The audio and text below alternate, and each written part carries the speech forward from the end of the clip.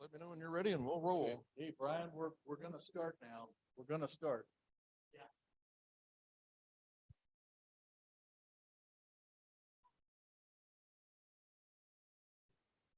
I'm ready.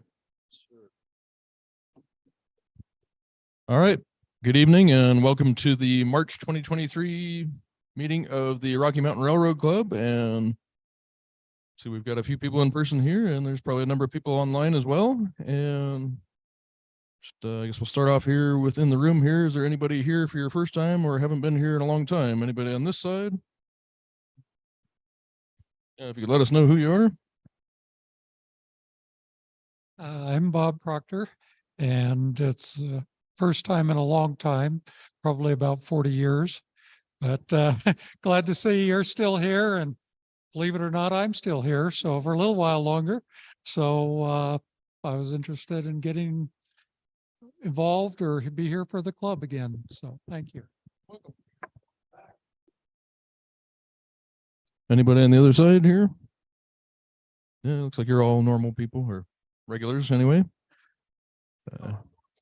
Yeah, that was a misspoken. We're not normal. I resemble that. Yeah, having this hobby, none of us are normal, but define normal. But anyway, sorry for the little delay here in getting the rail report out this month. I was working on formatting and I think I finally got it right for the printed copies. So hopefully it was all readable and large enough text that you don't have to, well, some of us may still have to get our readers up, but the average person probably hopefully not. But we've hopefully got that all ironed out now and just following the footsteps of Bruce and all. And it was kind of a difficult task. And I think we got it all figured out now. And How many of you guys here get it printed?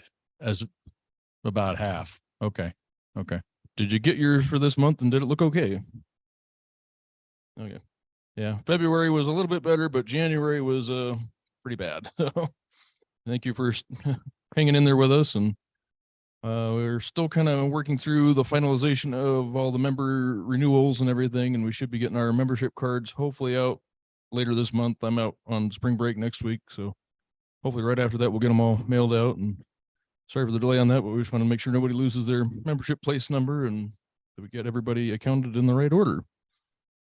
And kind of switch printers now for our printed rail report, and hopefully we'll have a little bit better quality control and be able to just kind of see the printed proof before we send it out and make sure everything looks good. And this month, when I went there, they actually printed me out a color copy first, and I said, oh wait, I want a black and white. And so I brought one of those in, and just so if anybody wanted to see what the color one looks like. But right now our costs are roughly $1 per person for issue, and then another 50 cents to mail and plus labels. And so we're really actually kind of losing a little bit of money just for those getting the printed report as opposed to the email one, but we're covering the rest of that cost. But if we were to do color, it'd be roughly about $2.50 a copy, and that's why it's another 50 cents. So yeah, it would be a little over $3. So yep. And then Email and color. we will be posting the archival PDFs as I get time to get them all assembled up to the website. And I'm thinking about actually submitting the one that I use for the printing as well, so that people can print their own at home in color if you happen to have a color inkjet or a color laser printer that can do two-sided, and then you can kind of assemble your own booklet and kind of looks like that. And the other sides look like that. And so when you actually assemble it all and staple it in the middle or just fold it, then it comes out looking like a booklet and all the pages in the right order. And I have not put page numbers at the bottom because that kind of screws up the margins, but in the future, if I get that figured out too, I might do that as well. But just keep in mind, we're all volunteers here and we're sacrificing our personal time to get this all done. And so the fact that it's as good as it is now is, yeah, I put lots of hours in that. So It's a process. yes, Yeah. it's a process. So, and I'll turn it over to Dave here since I'm tired of yakking. Okay. Yeah. Like he said, we are a small crew and we work for free. So, if somebody wants to maybe raise your hand to be on the board next year or even sooner, we'll definitely love to talk to you. So like the guy that came back after 40 years, we'll never let him leave, All right, lock the back door. So, all right. So current railroad events, we usually have our friend Chip come up and give us a little update. Come on up, Chip. And Chip is also our volunteer for doing the email version of the rail report, which then I take that content and turn it into a printable version. So here's Chip. Good evening. Breaking news out of Union Pacific. The Rio Grande Jordan spreader that's been up there at Granby since like 2009 was rushed up to Wyoming because there was a little problem with snow between Rollins and a place called Ramsutter, Wyoming. So it got up there and started to do some work, but they found that they needed something else, bigger. So Ed Dickens got the call this past weekend to activate the rotary snowplow 900082, and he rushed it out there Sunday into Monday morning, and it's sitting at Rollins, Wyoming right now, awaiting the call to go finish up the hill. They got about 24 inches of snow one time in January, then another 10-inch dump, and of course the wind blows all the time. Interstate 80 has been closed a lot this past winter, and things are pretty rough out there. Matter of fact, the railroad finally had a service disruption of about 48 hours. They are running trains today, fortunately, and like I said, the rotary should be pressed into service tomorrow to finish clearing out the main track 2 that they've had issues with. So, and hopefully in a couple of weeks, we'll hear some good news about the STEAM program. Back to you. I was going to say, Chip, what time are you heading out to go photograph all that rotary action? Oh, well, I was already up there this morning, and they didn't go like they were going to go. Derailment. Which one? Yeah, which one? No, well, yeah. There's been a few minor issues with the UP having some derailments, but they're not as spectacular as the North Fork Southern. So they're kind of boring. For example, one of the problems that happened west of Rollins at a place called Winner, R-I-N-E-R. The crew had a minor derailment with a intermodal bear table train, if you know what that is, skeleton cars. Anyways, crew couldn't get relief for almost 12 hours. And cars, of course, needed to get pre-railed, but they had like 4 to 6 feet of snow between Interstate 80 to the tracks, which is like 2 miles away south of the interstate. So needless to say, the people who were called to fix it had to dig their way in, and they were finishing up today with all the minor derailment. Like I said, it was really nothing. Normally it would be a real fix in like a couple hours, but because of the amount of snow they've received up there, and now it's melted a little bit, and that means turning into cement. It's a complicated little issue, but trains were running this morning through Rollins, Wyoming. Thank you, Chip. Okay.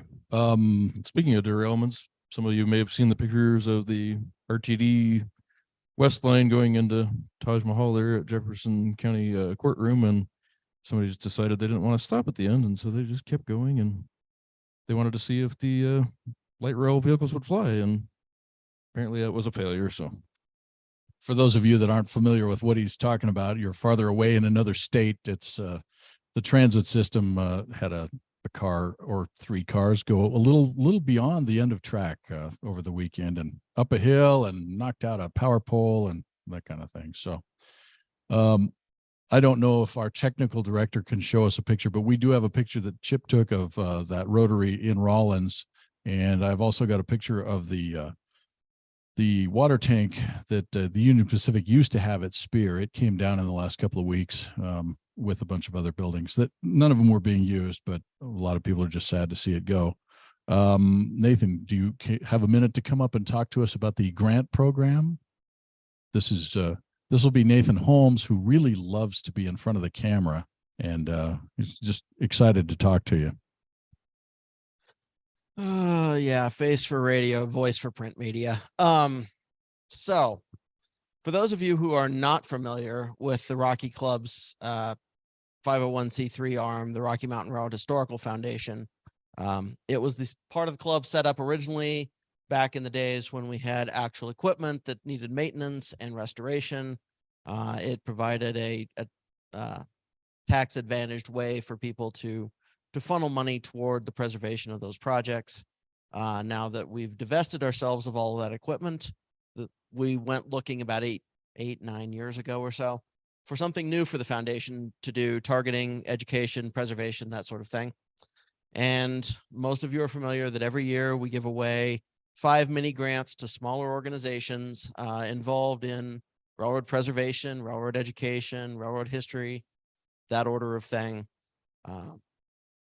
We're doing that again this year. Applications are due by the end of April, either electronically emailed in or by snail mail to our mailbox. You can find the request for proposals on our website. It's right there on the front page. Just go out to the Rocky Mountain Railroad Club homepage and punch it into Google. You'll find it. And the link is right there. It gives you all the details. We're looking for small organizations that have manageable projects that they hope to achieve this summer and can just use up to $1,000 toward their project. All you have to do is give us a short summary of, this is who we are, this is what we're doing, this is what we want to do with the grant, this is, kind of what our budget is, and this is why we think that it's achievable within the boundaries that we've given. We're not necessarily looking for those big multi-year projects or those organizations like the Railroad Museum that have a fundraising arm on their own. Those people can raise their own money. We're here to try to give the little guys that are, really the lifeblood of some of the small preservation efforts, give them a bit of a hand up and see if we can encourage some of that grassroots preservation efforts. So if you know an organization, or if you're involved in an organization, if you have a project on your own even, feel free to go out there, pull down the thing, figure out if you meet the requirements, send us a 1 or 2 page summary of what you'd like to do. Otherwise, the other way you can help, even if you don't know a project that's immediately applicable, help spread the word. There's tons of organizations out there that we've never even heard of.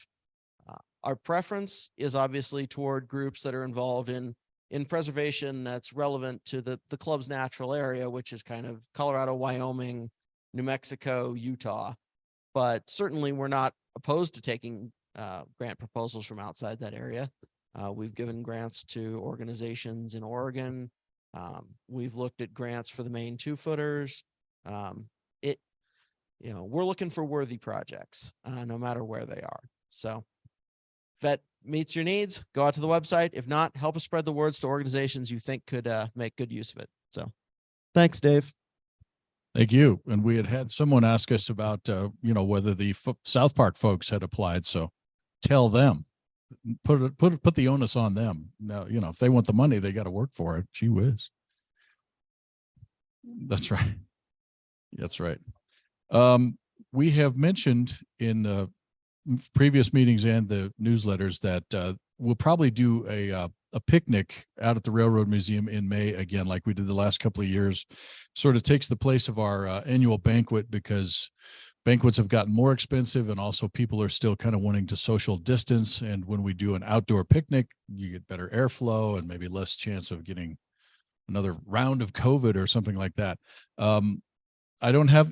Yeah, and we'll have a steam train that weekend. Now, the one hitch is that it's going to be on Mother's Day, but hopefully if you got something to do with mom or grandma, you can do that in the morning. We usually have done our things in the afternoon, and we don't have all the details worked out yet, but if we get the train late in the day, especially after they've run their other public trains, then we can go around a few times. And last year, the steam crew was in the mood to run it around with nobody on it so we could take pictures, and we kind of help grease the wheels by feeding them. When we have brisket and chicken, we share it with our steam crew folks, and they're usually happy to make pictures for us. So I don't remember what the cost was last year. I'm sure one of you guys would know, but it probably will go up by about $3, just because the cost of groceries has gone up. And I've talked to our brisket and chicken man that did it the last 2 years, and he's again, and he'll keep the prices as low as he can. Some of you may be familiar with the Center for Railroad Photography and Art. They've announced that in the fall they're going to come out about the final days of Rio Grande narrow gauge steam. It's not going to be out probably till September, but it's kind of, from what little I know about it, it'll be compiled from several of the different collections that have been given to the CRP&A. And also, some of you around here may remember Bill Botkin. He's done some shows for us, and I think he has donated a lot of his photo collection to them. And I think they're I don't know if they're putting out books or if they're putting out shows, but they're going to be showing a lot of his photos soon too. So, while I'm thinking of it, for those of you that are in the studio audience, if you turn off your cell phones, make them quiet so that they don't talk in the middle of Blair's program, because Blair doesn't want to have to come through the computer and whoop on you, you know. And I guess that kind of leaves me to, what a great intro, Blair. Now I get to paint you as the bad guy. Tonight, Blair Kooistra is joining us from Texas. Texas, we don't say that so loud around here, but You should.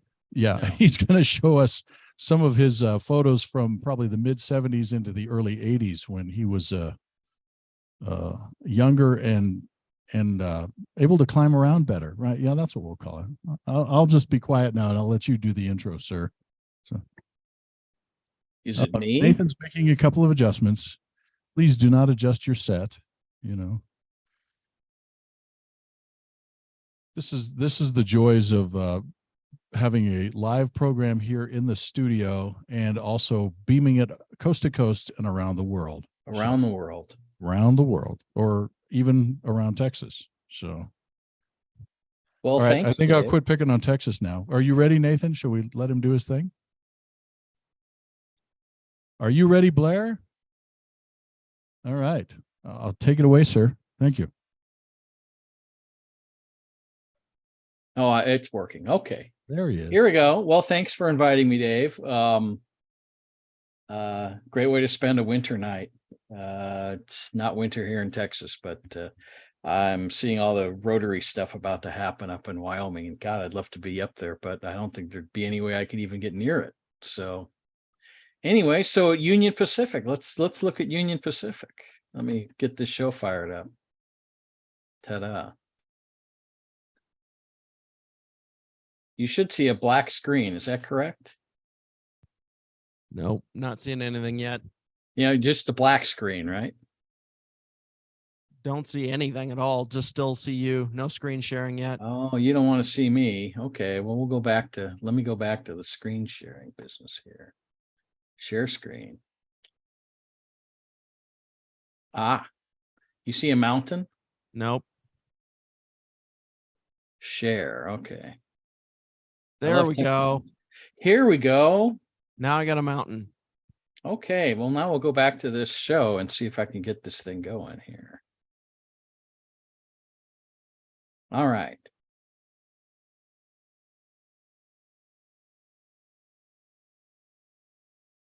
I've never seen a Zoom show in which it actually started off just smoothly, so we're par for the course here. Okay, now do we see a Howard Fogg painting on the wall here? Yep. Okay. Well, so this show I originally did for the Union Pacific Railroad Historical Society last year or the year before. And it's not about a specific operation, but it's about me. So it's how I became a railroad photographer in my formative years growing up in Utah in the mid to late 1970s. So I could have rejiggered the show and included some Rio Grande and some Kennecott, but I'm working for free. So you get what you get, I guess.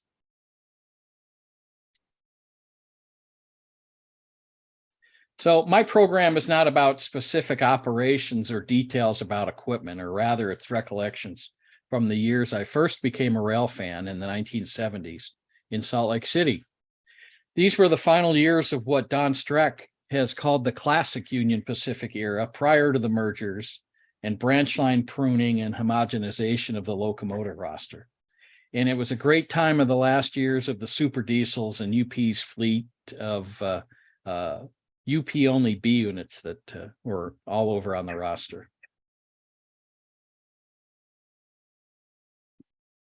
There's not a lot of Colorado content to this show, but I did live in Littleton from 1964 to 69. So I hope that gives me some Colorado cred here. So I do have memories of going to Elitch's Gardens in its original location, and of passenger trains at Union Station.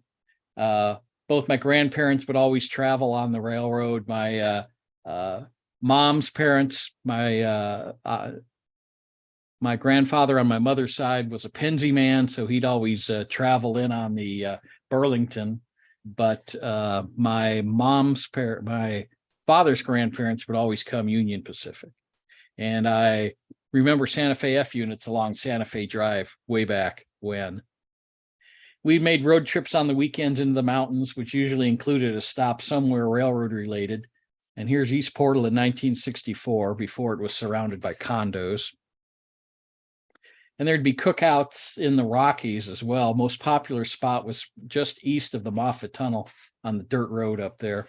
And my dad even managed to take a photo of a Rio Grande freight passing by just across the river with a month-old set of GP35s in near numerical order, dating from mid-July of 1964. So that kind of planted the railfan seed for me, but it took a while for it to bloom. At first, I went through my G.I. Joe phase. Here's 1965, and can you imagine what this setup is worth today to a collector? Of course, I managed to destroy the thing in a matter of months. And when we moved to Salt Lake City in 1969, my obsessions transitioned to electric football. So you can see here that I'm already expanding the stadium with scratch-built cardboard bleachers. And I think the end zone was modeled after the famous South Stands at Old Mile High Stadium. But everything changed when I discovered the bookshelf collection of my dad's Beebe and Clegg books and a box of old Trains magazines. My dad, Lou, grew up prior to World War II in Michigan, where railroads were a daily part of his life. His childhood railroads were the New York Central and the Pier Marquette. And while the term railfan was not yet part of his vocabulary, he'd go watch trains on weekends and hang out by the train depot near where his father had a gold leaf sign painting business. But after riding troop trains in the States and boxcar troop trains in Europe in World War II, he vowed never to set foot on a train again if he could help it. But he still bought books and kept current with Trains magazines. The book stirred my imagination, and I became fixated on a beautiful AHM passenger train set in the local hobby shop. A half dozen armor yellow cars led by a pair of E-units. Dad built as much for himself as for me, a 4x8 circle of track HO layout, and Christmas 1972 heralded the arrival of my own dome liner. It was heaven, but I had to be careful with the throttle on the curves or else the train would hurtle into the abyss, into the shag carpeting below. But after a while, round and round, I wanted to see some real trains. But living in the suburbs on the east side of the Salt Lake Valley, I was far from any railroad tracks, and seeing real trains wasn't going to happen until my parents took me there. So fortunately, my dad was down for this.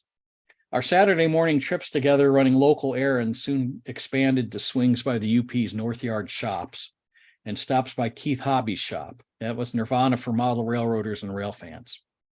I'd started to develop an interest in photography as well, and that was no surprise, as Dad was a very avid amateur photographer. Prints, slides, movies, our life was well chronicled. I have a whole shelf of my dad's movies and photographs downstairs to prove that. And Dad loved his Leica 35mm cameras and was happy to share that love with me, but he didn't want to share the Leicas. So Christmas of 73, we made a trip to a small camera store in downtown Salt Lake City, and I came home with my own Mamiya Secor single lens reflex, and I was on my way. Our first rail photo trip together was on Christmas holiday in 1973, and we went down to North Yard and walked around. This was the first official roll of railroad photographs I made with the new camera. Film and prints processed through our local drugstore. There was lots to see, but I had no idea what I was looking at. Later discovered this was a GP20 and a couple EMD switchers sitting at rest.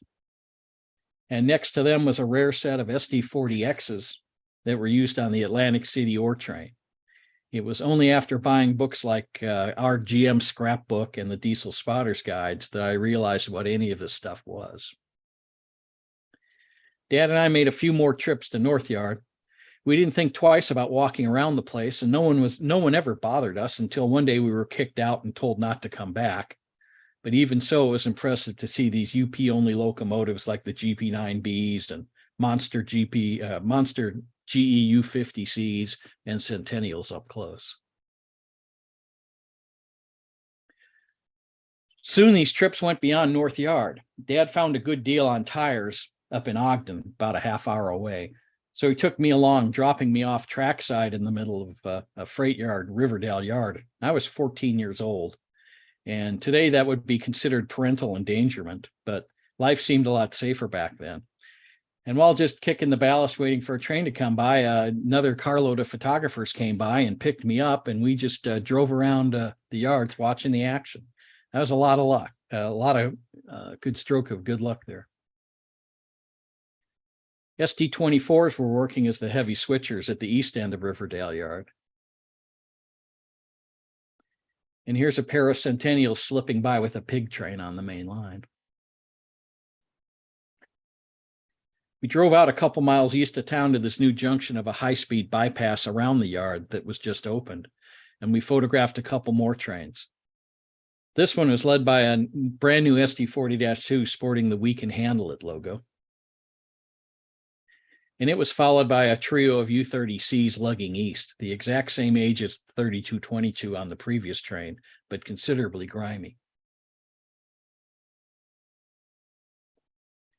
My mom was just as encouraging of my new hobbies. A few times she pulled me out of school for the day to see something that was interesting. This was April 1974, and UP 8444 was coming to town en route to Spokane for the World's Fair. It was the first time I'd shot slide film. It must have been a special occasion. I lucked out with a good shot of the train's engineer, Richard Barnhard, his shoulder blocking the unnecessary 4 on the tender. An accomplished photographer would have done this on purpose, but I just kind of lucked into it. As you'd expect, the steam engine was the star of the show. The 8444 was the living legend then, even 50 years before the railroad would bestow that title on her. The passenger cars, not so much the attraction, but the whole setting, freight cars, passenger cars, the railroad infrastructure is incredibly interesting to look at today, just a few years after Amtrak took over and the passenger sheds were taken down, and long before all this area was redeveloped with retail and residential for the 2000 Olympics. Certainly doesn't look like that today. Mom also took my sister and I to the UP Family Day open house in June of 1975. A spotless NW2 shuttled a pair of coaches loaded with employees, family members, and a few lucky others from the depot to North Yard, where they toured the shops. The railroad brought out their miniature train for rides. That's my sister Julie taking advantage of one. And UP had a spit shine Centennial on display, as well as a new boxcar and a caboose. The first stop, we were herded into the yard tower at the south end of North Yard. Lots of eye candy on the property, and you can see a rare U-50C down the tracks, as well as the E-units that brought in the passenger equipment to town in the brand new one-stop servicing shed.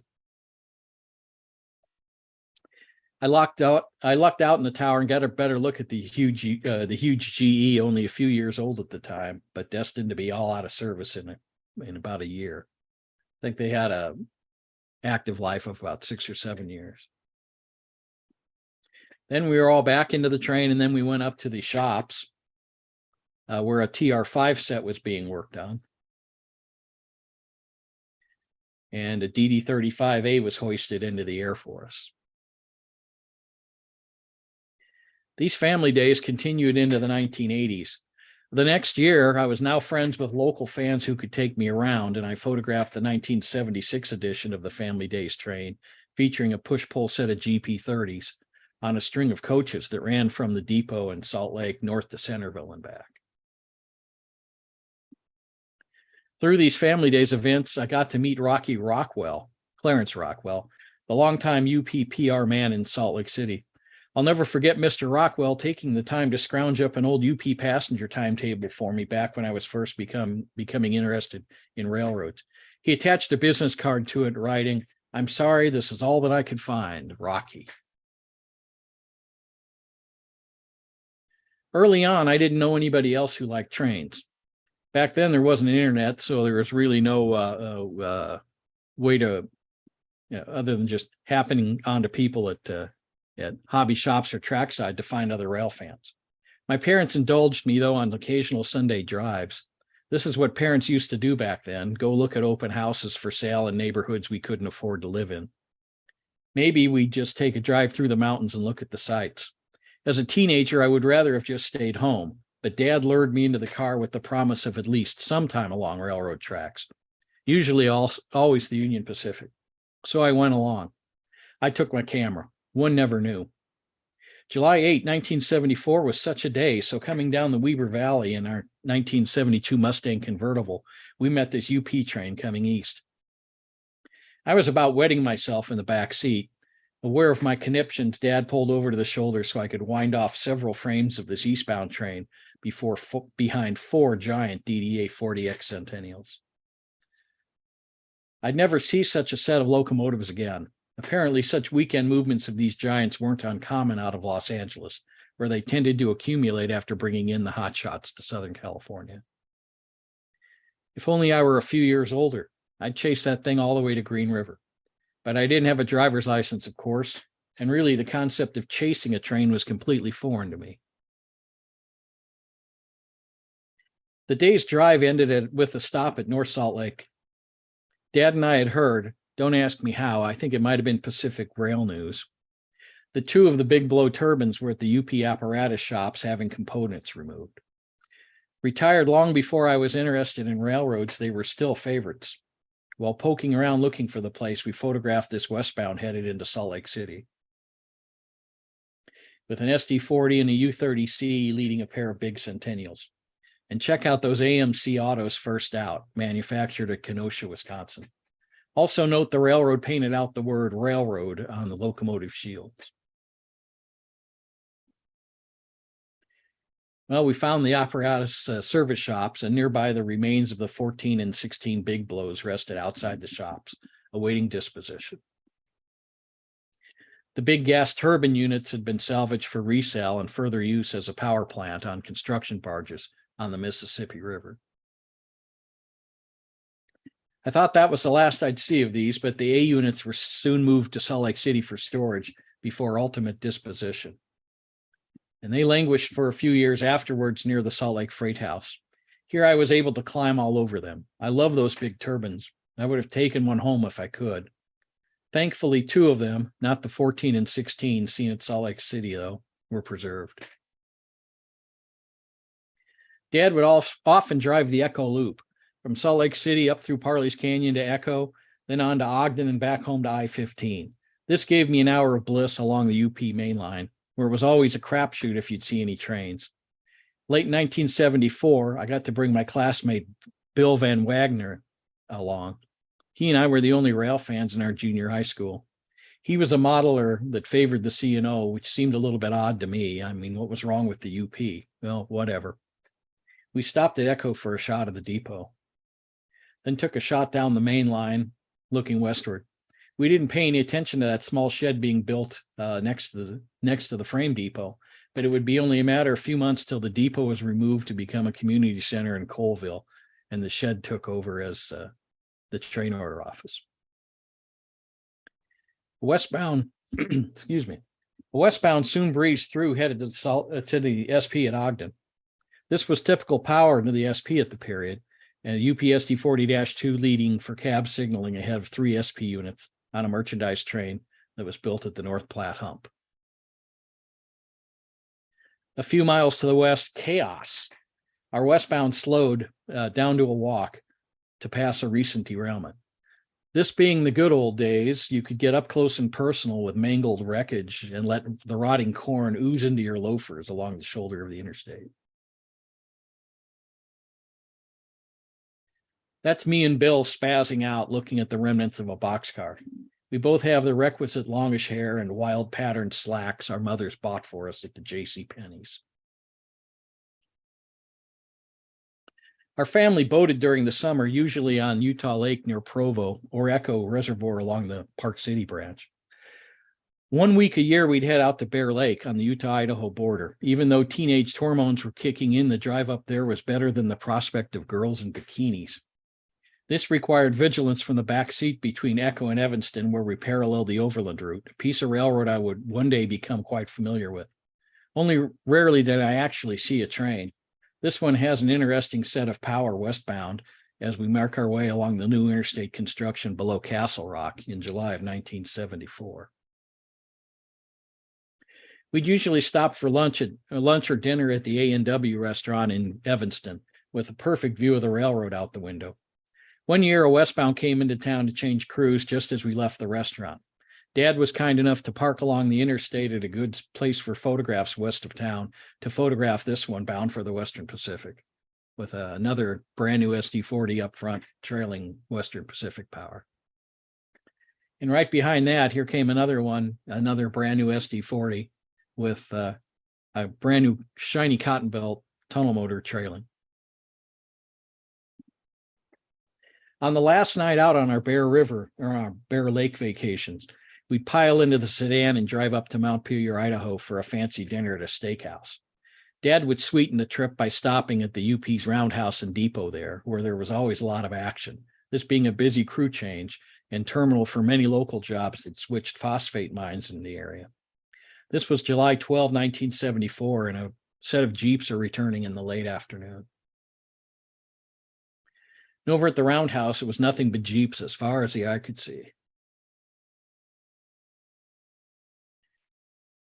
This view is from the following year, August 2, 1975, and the arrival of new GP38s onto the Northwestern District hadn't been felt here yet, but all would change by the next summer.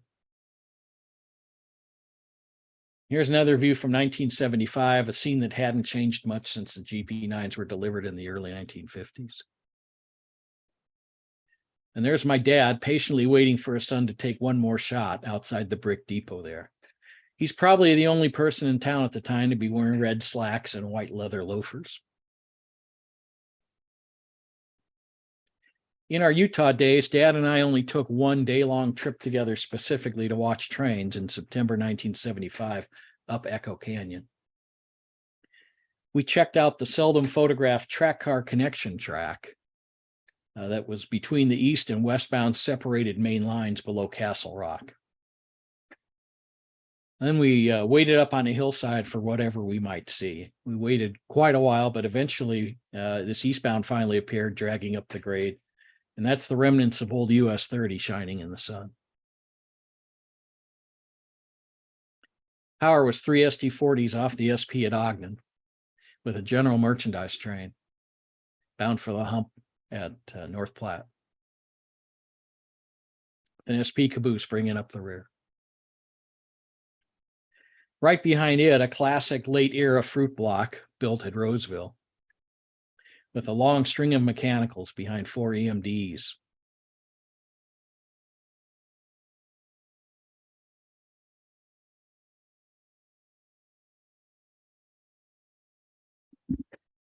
A big event in the mid-1970s was the American Freedom Train touring the country. Having suffered wheel damage in the Midwest, restored SP GS4 4449 was rushed to Omaha for repairs, then forwarded to Ogden, double-headed with UP's 8444 to rejoin the train for the rest of its tour. The Freedom Train operated into Ogden with Burlington Northern bicentennial diesels, but with no railfan grapevine, there was no advance warning. When the 4449 emerged from the Defense Depot Ogden Yard on the morning of May 28, 1976 for its trip to Salt Lake City, I was none the wiser to the drama that had just happened, but regardless, she was a beautiful sight that morning. Dad drove us down to Kaysville and we waited for the 49 to scream by. That was my first exposure to big steam at speed. Later in the week, Mom took me to the mob scene in town where the train was on display at the UP Salt Lake Depot. I didn't bother waiting in line to go through the exhibits. I just wanted to see the 4449 again. Before I could drive, I got adept at reading bus schedules and riding downtown occasionally to watch trains.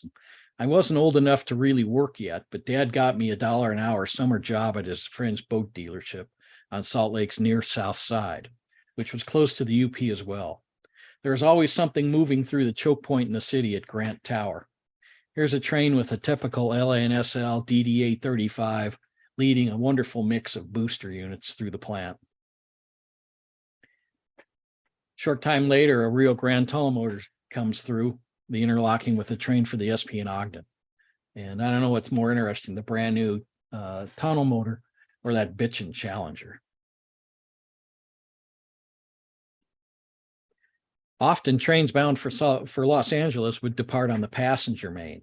They would bypass Grant Tower, as this ABB DD35 set is doing with the Portland Los Angeles symbol.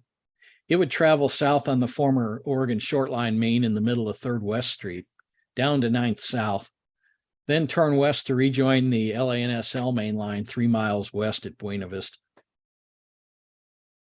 All this is reconfigured. My notes from July 12, 1976 show this 81-car train as an LAM merchandise, departing south on the Provo sub again. Again, trains bound for LA always seem predisposed to have a majority of their locomotives not equipped with a cab. That's Grant Tower itself in the background, built by Rio Grande in a major realignment of downtown trackage right after World War II. This area has all been realigned and completely redeveloped.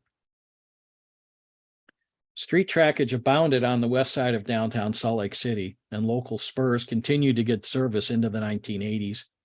The switcher is working 3rd West Street.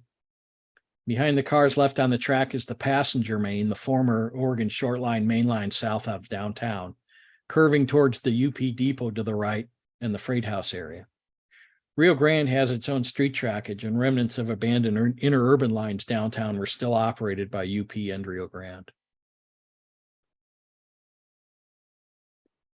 UP operated transfers between North Yard and Rio Grande's Roper Yard with whatever power it had lying around. SD24s were becoming popular as heavy switching and transfer power on the railroad in the late 1970s. And here's the 424 leaving Roper Yard on the Rio Grande with a cut back to North Yard. But just as often, you'd see a single SW locomotive. On this day in September 1976, the transfer drag was just too big for one unit, and it stalled passing through the busy interlocking plan at Grant Tower. The North Yard yardmaster first sent one, then another switcher to tie on, and finally pull the train into the yard. 3 locomotives, 3 crews, just like the days of steam. A good portion of Western Pacific's traffic terminated at North Yard. Here's an inbound WPX manifest off the desert, coming through Grant Tower with a set of green EMDs in September of 1976. It was a short walk from Grant Tower to North Yard, and despite being kicked out once before, I took my chances. That's the new one-spot diesel servicing shed in August 1975, and look at that old junky power. There's always an assortment of SD24Bs likely being serviced before being sent back towards Los Angeles. And an engineer comes on duty walking past an inbound train led by a GP30. It'd lose that lead unit, and the rest of the train would roll west to the Western Pacific shortly. I'd attended a few local NRHS meetings about this time. My mom drove me into downtown for the get-togethers at the UP depot, which seemed to teenaged me to be mostly old men talking about old steam days. Well, I know how that is now that the shoe's on the other foot. Now us old men are always going to be talking about the good old days. I did meet a couple guys through the NRHS. One of them was Art Chase. He was about my age. And I'd ride my bike the 10 miles or so to his house in Murray to operate his model railroad and to watch the Sandy local switch industries on the Provo subdivision. He knew the engineer, and we got to ride along with him while they worked. This corridor is now the route for the light rail out to Draper, the Utah Transit Authority tracks. I also met Stan Jennings through the NRHS meetings. He was in his early 30s with a wife and daughter, and Stan was into anything related to railroads, had a car, and had experience chasing trains. We did quite a few trips together from 1975 until I moved to Seattle in the fall of '76. Stan had a bit of a grapevine, and he knew other fans that had information. So we ended up seeing quite a few special moves, like this officer special coming up 3rd West on the passenger main in April of 1976. And a few nights later, it was Stan who took me out to see one of the junior old timer trains returning from Las Vegas with 4 beautiful E-units and 18 cars. We made a few trips to the restored Rio Grande Heber City branch, operating back then in steam as the Heber Creeper. UP 280-618 was one of 2 operating steam locomotives at the time. The 618 was the last steam locomotive regularly operating in Utah, lasting into 1958 in regular service. She was assigned to Provo and worked the Ironton job, hauling hot iron cars out of the Ironton's iron mill. After retirement, she was put on display at the Utah State Fairgrounds in Salt Lake City until she was acquired by the NRHS Promontory chapter before being leased to the Heber Creeper in 1970. And on Labor Day 1976, it double-headed with former Pacific Lumber Mikado number 35 along the Provo River. Both the tourist line and the 618 survive today, amazingly. The tourist railroad continues as the Heber Valley Railroad, and before the pandemic, it hauled over 100,000 passengers a year. The 618 is undergoing a pretty thorough rebuilding and should be back in service soon, they say. Cross fingers. The mobility of chasing trains with Stan opened a new horizon to my rail photography. We did a lot of trips together in 1976, chased the Rio Grande Zephyr, and we lucked onto some interesting UP moves while doing so, such as the Atlantic City ore train seen here coming off the point of the mountain line into Lehigh with a matched set of 6 new U-30Cs. We were trying to keep ahead of the Zephyr so we didn't stick around to photograph the SD-24 helper pushing on the rear.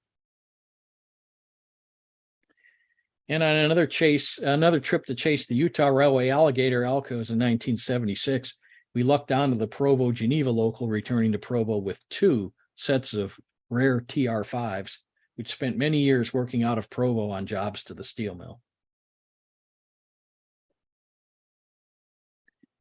Classic old UP Jeeps were still assigned to the Park City local out of Ogden at this time. And in the summer of 1976, 3 of them throttled up passing through Wanship on the Park City branch. And the train later climbed southbound between lanes of Interstate 80 and Silver Creek Canyon, heading up to Park City. Traffic in Park City itself had nearly vanished, but the branch continued into 1986, hauling phosphate ore from a truck reload here between Heber and Park City at a location called Foston. I met the well-known Utah photographer Jim Belmont up on the Heber Creeper in the summer of '76, and we paired up on a couple memorable chases of UP old-timer specials. After one chase, we yucked it up in Evanston, Wyoming. We loaded him down with all of our assembled camera equipment for an imagined railfan monument.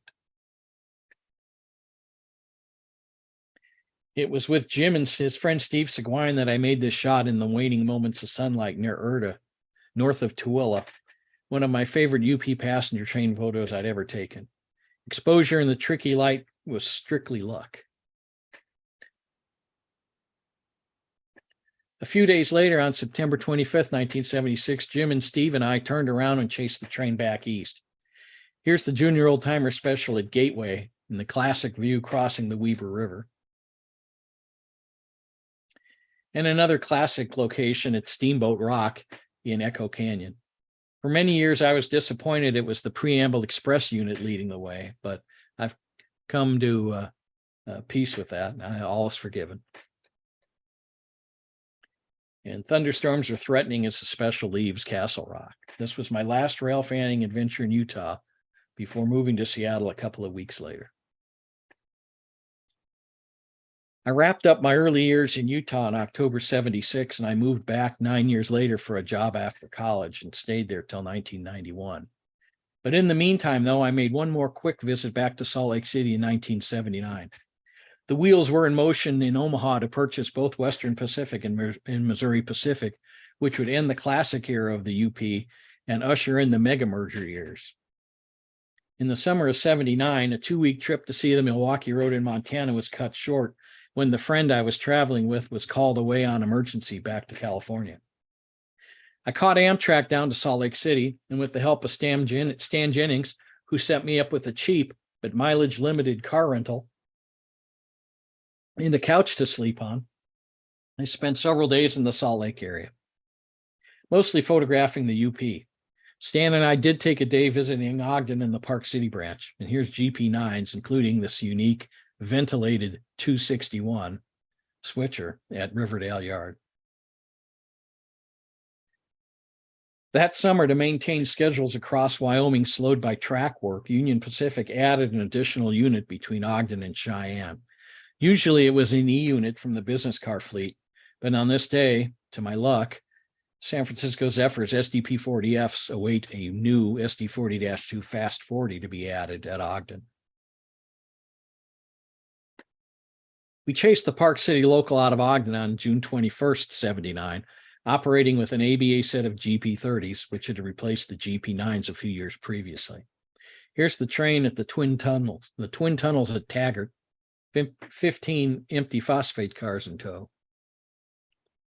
And a little bit later, leaving the main line at Echo, passing over Interstate 80. That's it. Since the rental car was limited to 100 miles a day without penalty, and I was a teenage cheapskate, I decided to stay close to Salt Lake City. This worked in my favor as I didn't go off on any wild chases that likely would have resulted in crappy photos. I spent mornings in North Yard catching Amtrak's Pioneer arriving from Ogden, followed by the second super van departing, a beautiful Centennial leading a pair of C&W SD-40-2s and a UP SD-40. And check out over on the left that UP trailer freight garage. Classic stuff. Bringing up the rear on June 20, 1979 was a brand new CA-11 caboose, 258-47. Us diehard UP fans were a little chagrined that the railroad had abandoned its traditional center cupola cabooses for the Mopac-inspired bay window design. UP's small fleet of TR-5s kept near Provo for service on the Geneva steel mill jobs, occasionally escaped for service in Salt Lake City. And the 1875 set worked on June 20th on the first Clover local between North Yard and the Kennecott interchange at Garfield, about 20 miles west of Salt Lake City. West of town at Buena Vista, about where the present-day intermodal facility is, the local is run around by the first supervan train with a fast 40 leading 2 Centennials. The TR-5 set spent most of the day sorting traffic at Garfield, frequently having to clear the main for traffic. The work proved too much for the set on this day, and one of the units went bad. The St. John local with its GP9 had to be combined with the Clover local to get the train back to Salt Lake that afternoon. That's the Western Pacific main line on the left. The local's fireman was Les Haycock. He was a rail fan himself, in fact, so much so that he quit his career in the Salt Lake District Attorney's Office and went railroading. He became an engineer and was known for his custom-made overalls his wife made for him. He invited me to ride along with him the next day on the local, and I took him up on the offer. So here we are heading out of North Yard on the Clover local, powered by a GP9M number 307 and a GP30B 716B. We waited to follow the first supervan out of town. It passed us, led by DDA 40X 6930, today preserved at the Illinois Railroad Museum. And we cleared up at Garfield, but had to let the OGLAM roar by us before we could get to work on the main line. And a cab hop on the Western Pacific rolled by on the WP side, led by Bicentennial GP40 number 1776. I have no answer for that block of cars sat out in the siding there.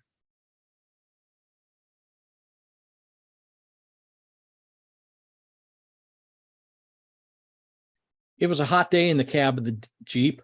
This was back in the days where locomotives didn't have air conditioning, and our train led back to town with the GP30B leading. Across the cab, the engineers chatted up with Haycock. Wes was a one-of-a-kind, and just by coincidence, about 1989, I met up with him again out in the middle of the desert. He was working a coal train in the pool out of Milford.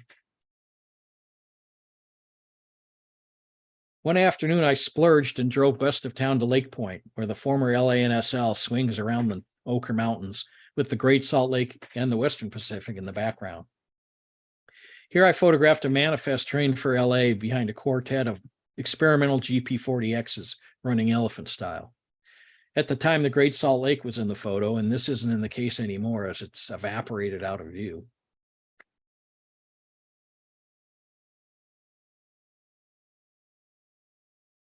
Not far behind them, the reliable first supervan came roaring by. Centennial 6901 leading SD40-2s from UP and intermodal partner CNNW. It's cool now to look at the variety of all those trailers. A solid train of 40-foot trailers on flat car, something you will not see anymore today.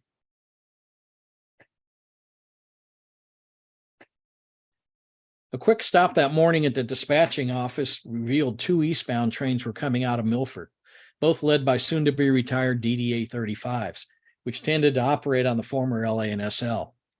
A little wait in the summer sun and the first of the back-to-back drags, a 94 car BNNP, was photographed near Erta at 4:30 p.m. with the 80 leading 3 GP30Bs, another UP-only locomotive that wasn't long for the world either. A half hour later, patience is rewarded by the 71 car eastbound, led by DD35A72 and 2 DD35B units. There was an SD40X leading this train out of Milford, but at some point it went lame and got set out. I chased them back into Salt Lake City to photograph their arrival, protected one of the many crossings north of the UP depot by an honest-to-gosh flagman. Wearing a red vest, back in the days before high-vis yellow or orange. Those DD35s were particularly massive.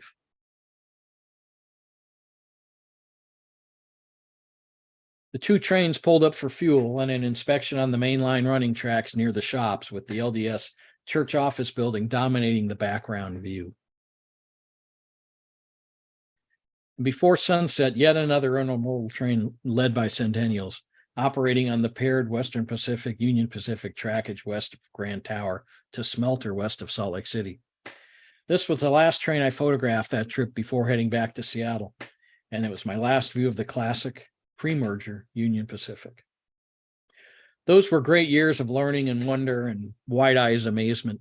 It set me up well for my next few years in Seattle, becoming comfortable with driving, taking trips on my own, and developing my own photographic style. And that's it. I hope that was okay.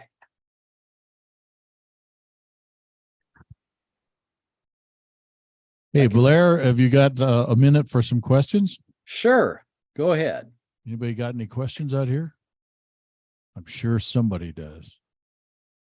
So I like the fact that a lot of those locomotives had silver trucks. Yes. I thought of a question, kind of an interesting comment you made about the Junior Old Timers special. That's kind of an odd name. Can you tell us about that? Well, they had 2 employee clubs, and I don't know if UP still has these. I don't think they run these specials anymore. But they had the Old Timers Club, and I think you had, I don't know what your criteria, how many years you had to have operated or been an employee for the UP.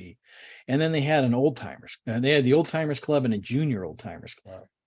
And every year they ran 1 or 2 big passenger specials, one for the Old Timers and one for the Junior Old Timers. It was usually in the late summer. And they'd all run out of Omaha to someplace on the coast, Seattle, or they'd go to Los Angeles or often Vegas. And it would usually be 18 passenger cars, 4 units, several lounge cars, probably a baggage car that just held the alcohol. And they were supposedly some pretty wild trips. I was going to say, kind of amazed that you were able to rent a car as a teenager. I think now you have to be 25 or something. Was there a minimum age back then? Well, it was through Stan's business, the place that Stan worked. I think he worked like an equipment rental place. So they had this crappy old Dodge sedan there. It was like $90 a week and 100 miles a day. So I'm Kinda sure like your Stan away had it car. in his name and gave it to me with the keys and said, "Don't crash it." And Because it was such a fine piece of automobile. fine piece of Right. American-made Yeah. engineering. It's nice to see that many American cars in your shots there. Well, that's all there Uh, were back then. Nathan, do we have any questions from the internet world? I opened it up. If anybody out there has a question, feel free to unmute yourself and go ahead and ask. Hi, Blair. It's Andrew in New Jersey.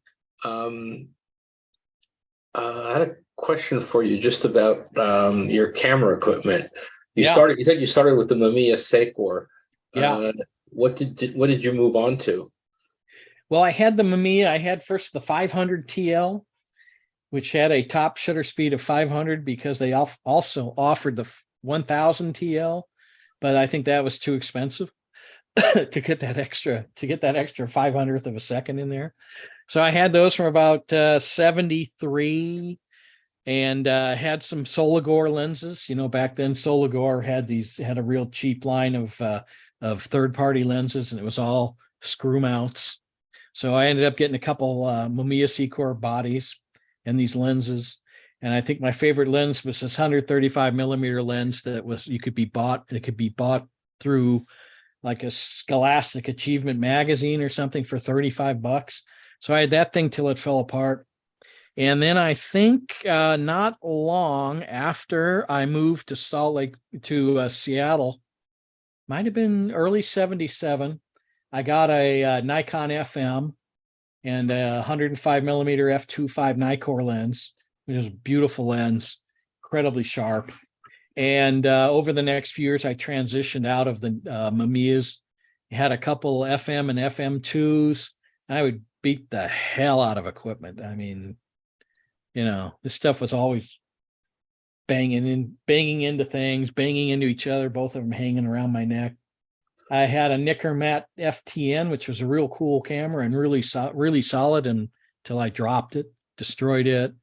And when I got my first good paying college internship at a newspaper in Tacoma, where I was making union scale, more money than I could ever have imagined, I bought a Nikon F3. So that's what I was using through my Do you still have your Nikons? No, I got rid of all my Nikon stuff in about a weekend in 2003 when Canon came out with their Rebels, their first digital Rebels. I went right to that, and I stayed with the Canon stuff till 2015, and I ditched all the Canon stuff that I had, and I went to Fuji mirrorless. That's what I'm shooting now. Okay, thanks. Sure. One other question what happens to all your photographs? Like, you know, I'm trying to decide what I think I'm about the same age that you are, and I'm trying to figure out what to do with all of my pictures eventually. Well, there's certainly enough museums and historical societies out there. Color slides, I don't know. I've gotten rid of a lot of my extra slides, my motor drive extras.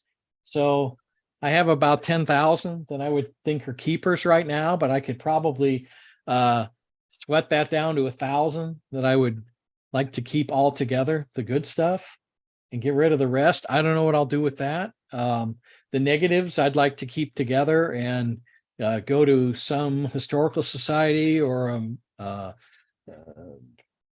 CPRA or something like that. But CPRA seems like they're well into keeping their archivists busy, categorizing all the huge collections they've gotten.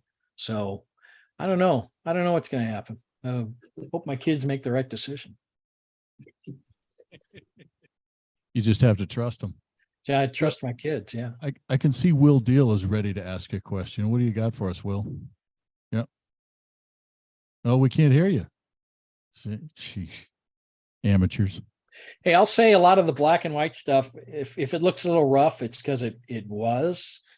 I was just learning to do darkroom work, and I did it in most of it in bathroom with paper over the windows and a cheap Durst F30 printer or enlarger. And I was never a technician, let's put it that way, when it came to dealing with being exact on the way that I processed film and agitated and remembered to agitate film or dissolved chemicals properly. So a lot of these black and whites are pretty rough, the old stuff. What film were you using? Mostly all plus X or tri-X Kodak. And for the color, it was almost always Kodachrome. Yeah, it looked the Kodachrome, I can tell. Yeah, and Is it- usually 25. I really didn't shoot a lot of color until 1970s, after 76, when I met down at Grant Tower. I was just hanging out. That was the day of the 3 switch engines together. This California hippie that showed up in a Baja Bug with a bunch of Nikon cameras, and it just amazed me. The guy was on vacation for like 6 weeks, camping out on the ground, and had all these copies of USGS maps and hand-drawn notes and all this kind of stuff. Just blew me away that this, I'd not been exposed to a real hardcore rail photography lifestyle. I didn't know people like that existed. So I befriended this guy, and this was kind of funny because that day I was so amazed listening to all the stories of how railfan photography was done, that I said, well, where are you sleeping? He says, oh, I just throw the sleeping bag down on the ground near the track somewhere. And I said, well, I'm sure my folks wouldn't mind, if you crashed at our house. So I brought him home, just out of the blue. And my mom was real good about it. I think my dad was out of town, but I've been friends with him since 76, Jamie Schmid. You might know his work for his color work. He really convinced me to start shooting one type of color film and only one type of color film and learn it. And yeah, he shot nothing but Kodachrome 25, and that was good enough for me.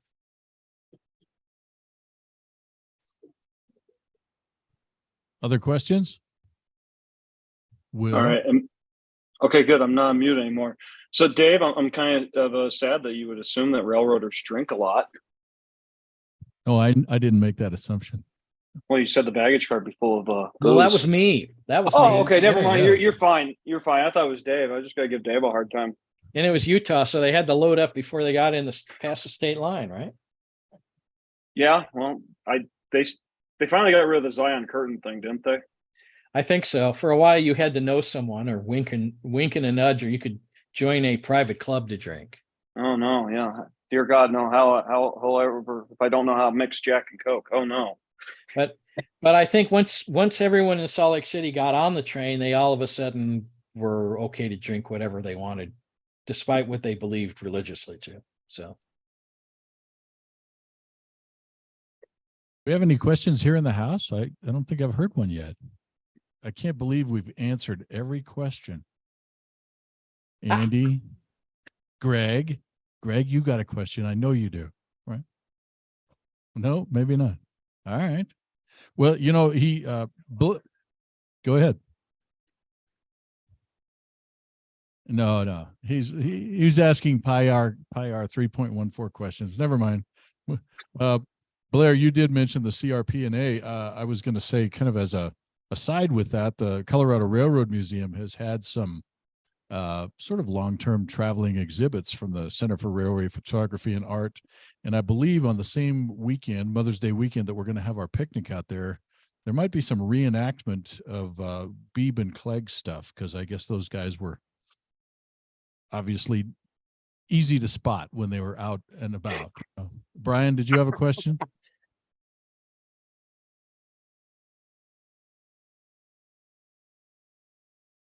He's thanking you for the program, Blair. thank you. Thank you for inviting me, and glad you enjoyed it. All right. Well, thank you. Okay.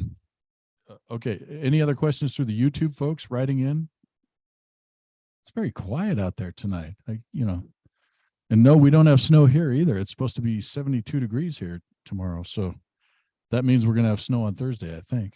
Yeah. That's the rumor. I'll ask one more question of Blair. This show was all UP, but I'm assuming in Salt Lake City you also took pictures of Rio Grande and Western Pacific. So did you ever get to ride the Rio Grande Zephyr? I did 2 trips, and I wasn't driving then. And one trip, my folks put me on the train out of Salt Lake City and picked me up in Helper. And I didn't ride all the way. The second trip, my dad was a pharmaceutical rep based in Denver and then Salt Lake City after 69. So in 76, to further fuel my rail fanning, he took me along with him for a week. And he had southeastern Colorado, he had Cortez and Montrose and Durango and Farmington, all these places. So I went along with him for a week on his trip, on his business trip. And the day he was working in Durango, I rode the Durango in Silverton. And then he picked me up. And then when we were coming back, he put me on the Zephyr at Grand Junction, and I rode back to Salt Lake. So. And do you remember they closed the bar car, or you were too young anyway? When Yeah, it I was crossed too into young. Utah. Oh, did they? Okay. Yeah, I think I was 18 or 19. My parents let me fly all the way out to Denver to ride that train from Denver to Salt Lake City. I wish I'd ridden the whole thing, but I'm glad I did what I could and stole a headrest cover. Had to get a souvenir. I've seen those in a few people's houses. Yeah, still got them. One more question in the back, Brian.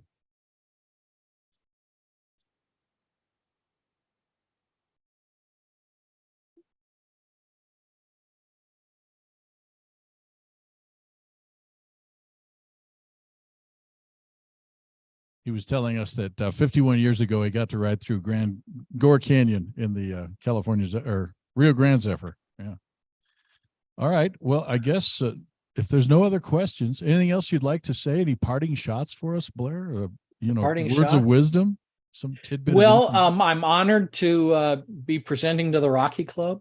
When I was in Salt Lake City as a kid, hanging out with those old men at the NRHS, they were always jealous of what the Rocky was able to do and what the Intermountain chapter was able to do. But it's funny perspective that, when you're a kid, you just think of these clubs as being a bunch of old guys talking about the end of steam or whatever else that they missed. But, then you hit an age and you realize, hey, I'm one of the old guys. And, if we can share what we experienced, got to see, that's a good thing. Yeah, we're glad to see what you had and see all those American cars and that bitchin' Challenger. That was a nice one. That was a bitchin' Challenger. Yeah. Exactly.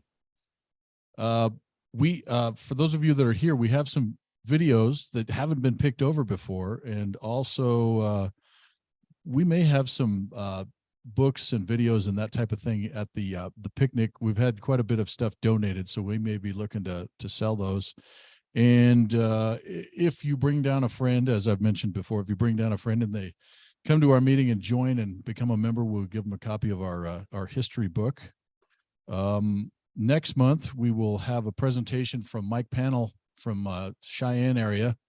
He I haven't nailed him down on what exactly the topic will be, but he does a lot of restoration. He has a network up there in Wyoming, and people find stuff out in the ranch lands and bring him old cars and cabooses and stuff to repair. And I'm sure he'll have some good stories for us. So that'll be the April meeting. And then, as I said, May will be the picnic on Mother's Day. So we expect you guys to arrange your schedule so that you can deal with Mother's Day and come to the picnic, or bring mother to the picnic. Bring mom. Or, bring the grandkids. And if we bribed him enough, we might get Blair to come up. But I don't know. He's probably itching to get up here. So what day is that? That would be Mother's Day, the 14th of May. Sunday. Oh, Sunday. Okay. Actually, I'm in Colorado, I think a week before that. But Well, okay. We can go chase trains then. there you are. Thanks again, Blair. We really appreciate it. We'd love to have you back sometime if you can You fit us bet. in your schedule. And we'd love to have Will Deal do another show for us if he can fit us in his schedule. Yeah, I know. We might ask you to shave, Will. You're looking kind of, I don't know. Well, I'm already having to shave for It's the kind of scary. but Chicago next month. I'm glad we don't see you full screen. I'm really, Yeah, so. well, And for those of you here in the studio audience, if you would hang up your chairs, we'd love that. And I guess we'll call it a night. Thanks, fellas. Thanks, everybody. Good night. hey, Dave. Okay.